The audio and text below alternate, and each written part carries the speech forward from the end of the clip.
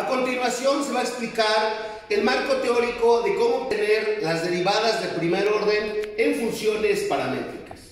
Pues bien, en otros tutoriales ya se han definido precisamente a las funciones paramétricas. Por ejemplo, si se tiene x igual a f de t, ¿verdad? Aquí precisamente el parámetro es t, porque eso es una función paramétrica, y decimos que y sea igual a g de t.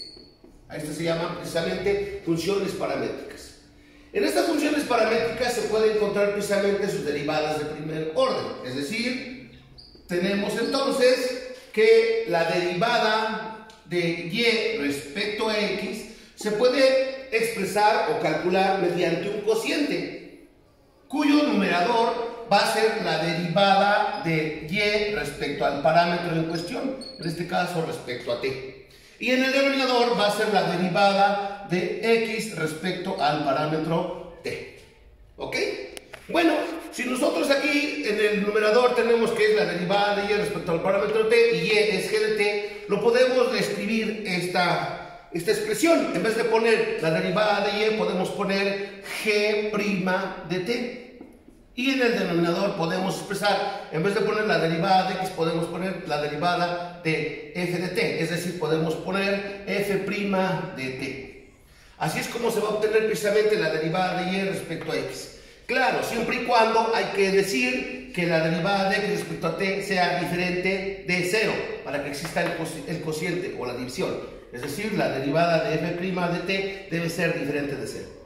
Bueno, por otra parte, ¿verdad? Podemos encontrar también la derivada de x, pero ahora respecto a y. Nuevamente, recuerden que esa derivada, ¿verdad?, se va a expresar como un cociente, cuyo numerador va a ser ahora la derivada de x respecto al parámetro en cuestión, en este caso, respecto a t. Y en el denominador va a ser la derivada ahora de y, nuevamente, respecto al parámetro t. Si usamos precisamente estas notaciones de las derivadas, ¿verdad? Entonces, reescribiendo, aquí tenemos que es la derivada de x, aquí tenemos x, la derivada sería f' de t. Quiere decir que en el numerador podemos escribir ahora f' de t, y en el denominador tenemos la derivada de y respecto a t. Tenemos y esto es la derivada, podemos usarla como g' de t.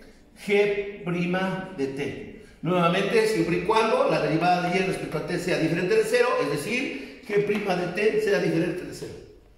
Entonces, mediante estas dos fórmulas podemos obtener precisamente las derivadas de primer orden de funciones paramétricas.